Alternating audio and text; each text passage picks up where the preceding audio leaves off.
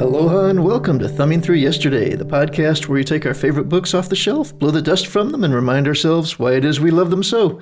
My name's Tom Galley. Joining me today, we've got Tony Pasculi. Thanks, Tom. What are we talking about today? Today we're talking about Neverwhere by Neil Gaiman. Specifically, we're talking about Neverwhere the novel, because that's what we do here on the podcast. But Neverwhere actually started as a BBC TV series and then was adapted sort of in parallel into a novel by the same author. Yeah, that was an interesting read about how it evolved there. That's an unusual path for a novel to start as television. You know, it's interesting because that's also sort of, it parallels Hitchhiker's Guide to the Galaxy. Yep. Yeah. So, and you've got two comedic writers, you know, yeah, with Gaiman and now I'm not going to be able to think of his name. Douglas Adams, right. So, standard question. Why is this a favorite? This is a favorite. So he wrote a little thing in the introduction that basically sums up why I love this book. He says, what I wanted to do was to write a book that would do for adults what the books I had loved when younger, books like Alice in Wonderland or the Narnia books or The Wizard of Oz did for me as a kid. Mm-hmm. So that's his brief. He set out to do that, and I think he nailed it, and that's why I love it, because I love those books, and I love this book. And this book is a little bit darker and a little bit more sophisticated than Alice in Wonderland and Narnia. And it's written by, I would argue, an author with more talent and facility than any of those authors. Gaiman is an incredible writer in multiple media, and I think he just absolutely nails it with this book. It reads, I don't know, we're going to find out your take on it in a second. To me, so much of this book feels iconic, like it dates back to like 50 or 100 years, like he's reusing specific myths and that sort of thing. But he's not. This is all brand new. It's invention, and yet it's got that feel to it to me. So yeah. Okay. So before we get too much deeper, just a little sidebar here. There are actually 3 different versions of this novel in existence. I found out reading the foreword. Yeah. So it was originally published in the UK, as you mentioned, as it was developed alongside a TV series. He rewrote parts of it for an American release. Yes. Just to take some of the stuff that we wouldn't get out of there, or at least put some context around it. And then he has since rewritten it as a synthesis of the 2 other novels with some other ideas, apparently, that he wanted to either polish up or, tone down a bit. Yeah. So the one that I read, at least, is the 3rd. Yeah, I think that's the one that I've read this time also, and I'm not sure if I own another edition, but nothing stood out to me as significantly different, but it's been maybe 20 years since I read it previously. I do remember there were 1 or 2 spots when I was reading along and it seemed to jump. It was if I was watching a film, it would have been a flash frame or a jump cut. I'm thinking, I wonder if this is a place where 2 of the versions collided, right? Where he extracted something or inserted something from the other one, and it almost fit. He had to push on the puzzle piece a little bit to get it into the hole. Interesting. I didn't notice that. Do you know where that was? I'm really thinking as I'm saying this that's something I should have noted and didn't. That's okay. That's an observation, and we don't need to rules lawyer it into whether it was or wasn't. Yeah. So yeah, but interesting observation.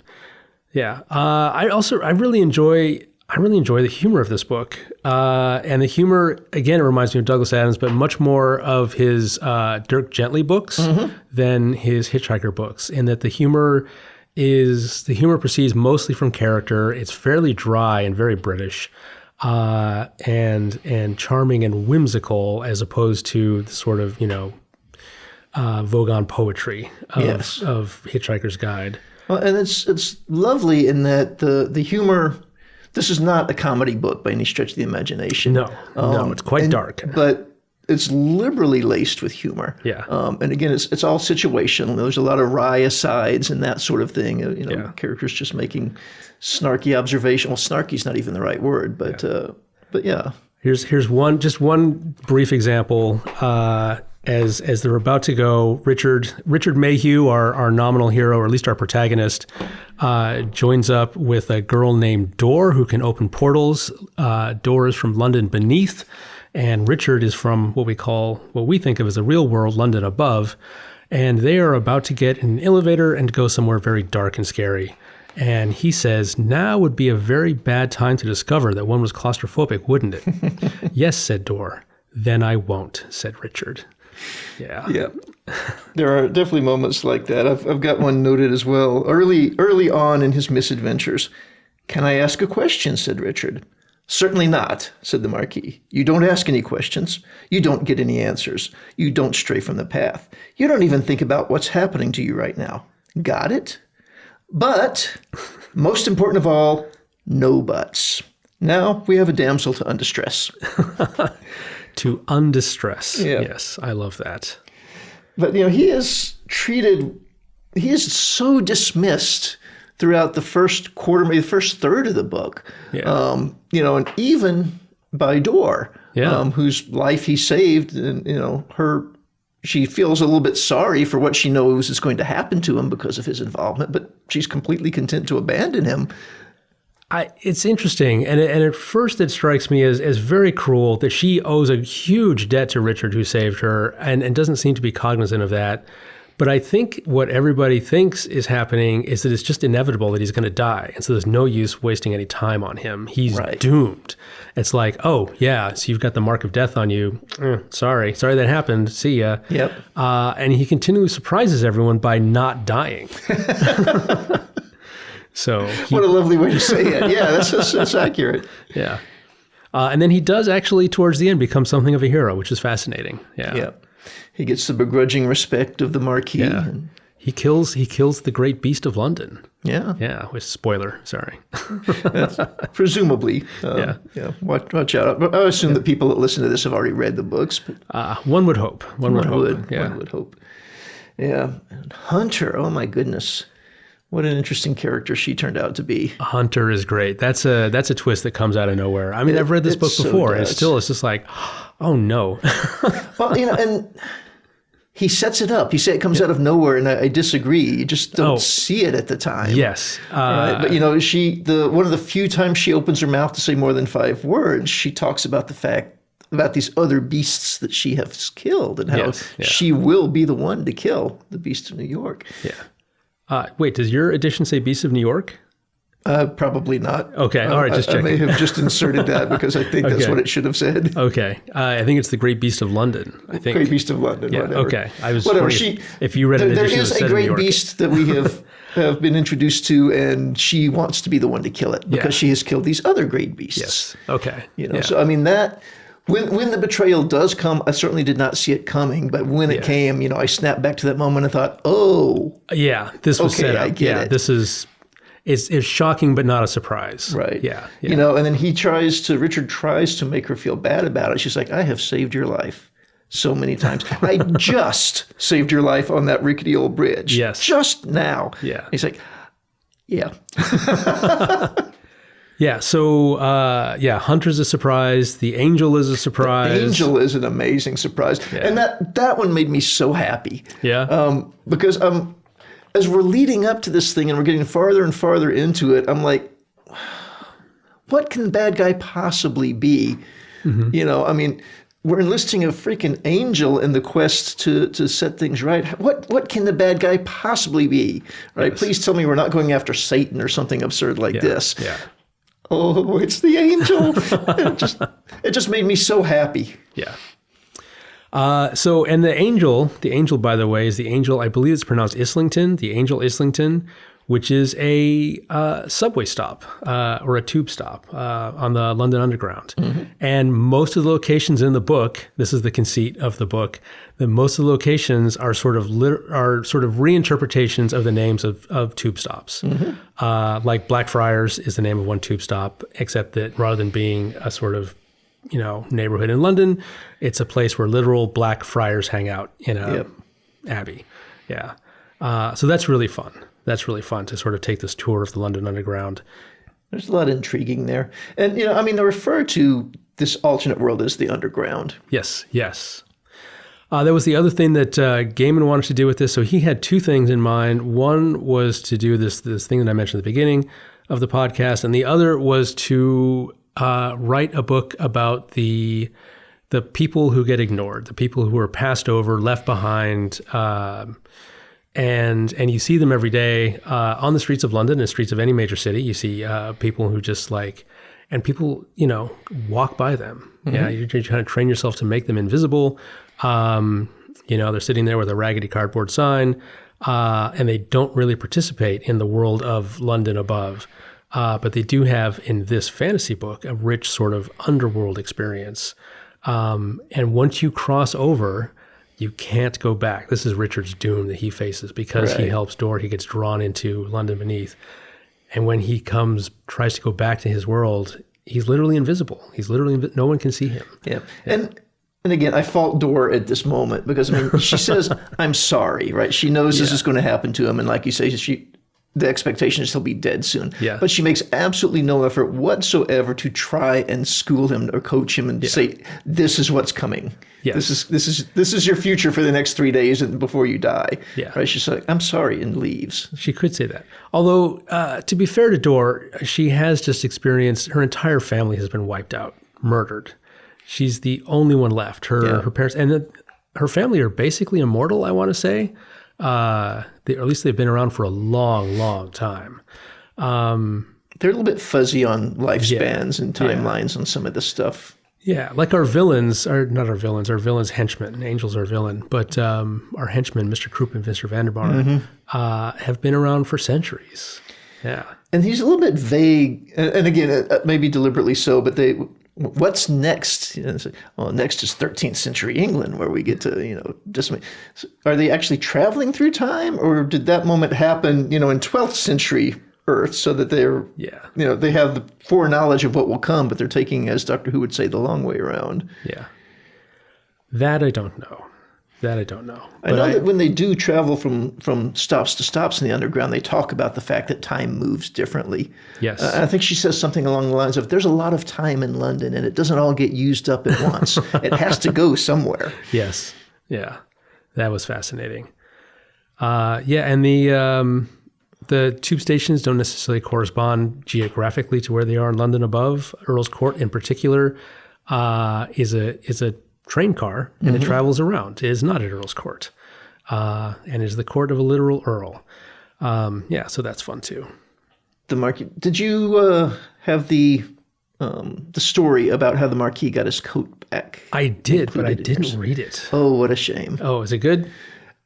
It is quite enjoyable. It has a couple of little holes in it that I would have enjoyed discussing, but it was fun. It's a fun little sidebar, and it offers a lot of insight into that character, which I feel like Neil probably wanted to play with that character a little more, but it didn't fit in the narrative. Yeah. I was getting the impression it didn't fit in the narrative, and I thought the narrative worked so well as it was that I didn't want to stick a wart on the end of it. This is not like the last chapter of Clockwork Orange. No, this is a welcome addition. All right. The Marquis de Carabas is interesting. So there's also a graphic novel of this book, which is a fun interpretation as well. And something I didn't realize about the Marquis de Carabas, and I was looking for it this time through, and if it was mentioned, I missed it. He is described as black, but it's not clear what that means. And I assume that meant he was of African descent.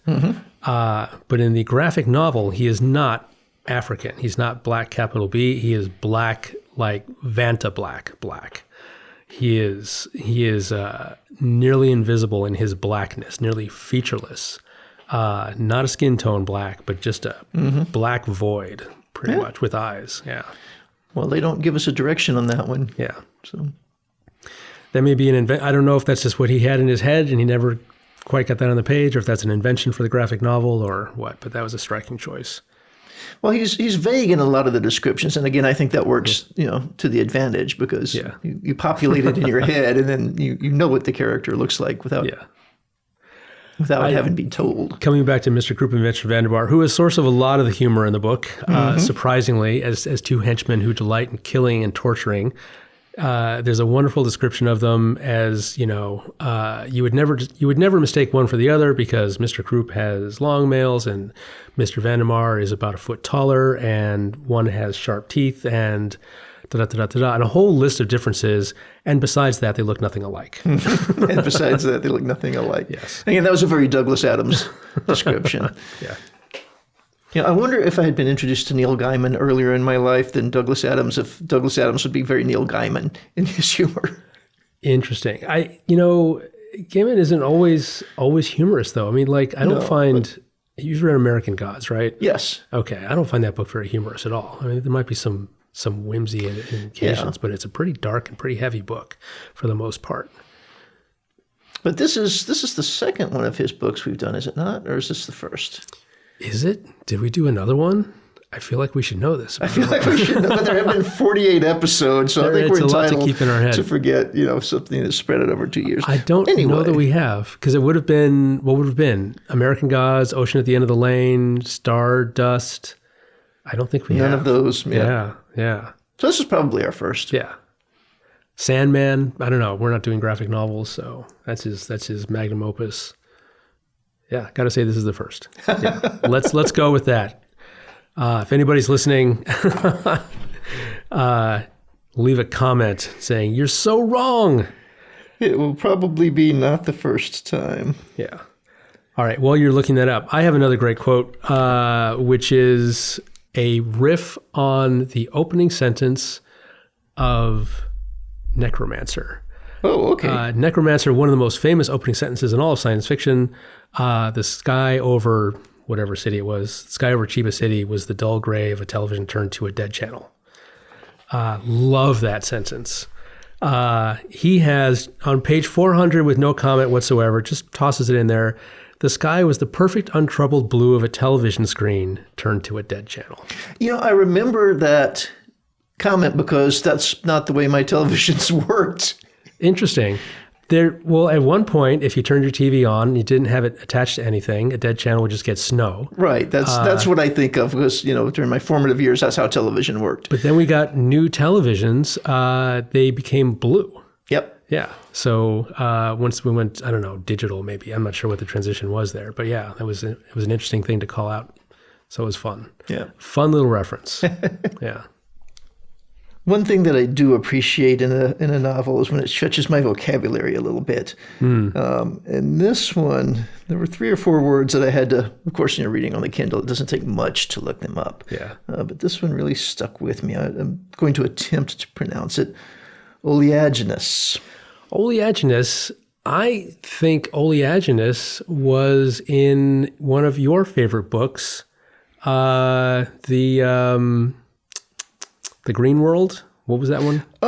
Yeah, The Green Star. The Green Star. The Green Star. By The Green Star. Yeah, Carter. it means fatty or oily. Yeah. Oily. Yep. Yeah. A voice from beside him. Oleaginous is sump oil. But that word is like, I want to remember that word. That's a good word. It's a good word. There are a couple words that I highlighted because Kindle didn't help me out, like knobkerries and mangonels, which I still don't know what they are. I need to look those up. Mangonel is a type of siege engine that throws arrows. It's in the catapult family. Oh, that's fun. But giant. I have another highlight here. This is another just example of the humor that comes from Krupp and Vandermeer. They kill somebody, Varney, who's keeping a secret from them, and they have to kill him to get the secret. After that, the blood began to flow, wet red blood in enormous quantities, for Varney was a big man, and he had been keeping it all inside. That is just, it's whimsical and horrible at the same time. That's something that can't possibly be funny. And yet it is. That's a fine line to walk, yeah. But I think that's about all I have for this book. I love this book. Gaiman's an incredible writer. This is my favorite of his books that actually exist in book form. I think Sandman I might lodge Sandman ahead of this, but this definitely lands ahead of American Gods for me, or any of his other properties. It is just a delight to read. It is basically a portal fantasy, which is my favorite form of fantasy, where someone goes off to a new world and learns something about themselves and often return to the original world. And that's where they're supposed to stay with their lesson and their new knowledge. But in fact, in a lot of portal fantasies, people elect to stay instead. Yeah. And so he does. Well, you're right. This was delightful. I really enjoyed the read. And at the end, as we're winding up, Richard's big wish is to return to his normal world. And, they make that happen. They wield power and and make his wish come true. And even as I'm reading it, I'm thinking, he's not staying. Yeah. I don't know what it was that telegraphed it to me, but it's like, no, he can't stay there. And of course he doesn't. Well, I think the thing about Richard is that he was never very successful in the real world. He just sort of like got pushed around in his life. He had a girlfriend who sort of dominated the relationship. Mm-hmm. He didn't have much agency in his own life. And he just sort of stumbled into a sort of grudging success that was enough to get by, and he missed that sense of security. But as soon as he found real agency and real connection in London Below, then what he found in London Above was never going to be a match for that. So, well, he goes back to London Above a changed man, right? Yes, and he's wielding agency and authority, and he gets a raise, he gets a better apartment. Things are going well for him. And in a little bit, it kind of reminds me of the hobbits returning to the Shire. Yes. Right? You've got these battle-hardened hobbits coming back, and things have gone amok in the Shire, and they step in to, to set things right. But clearly, it can't end with him going back to working. I don't even remember what his job was, but it was something so mundane. Yeah, some boring office job. Yeah. And it doesn't, He freaks out on a street person and then sketches a door on the wall, and there's the marquee. Yeah. Yeah. Wonderful book. Yeah. A lot of fun. Indeed. All right. Well, that was far too upbeat. So I think for our next our next episode, we need to plunge into some dark and horrific depths. I think we're going to read a little bit of H.P. Lovecraft. Oh, fun. Do we know which one? There's a collection I've got my eye on. Okay. All right. All right. So we will see you in 2 weeks. See you in 2 weeks.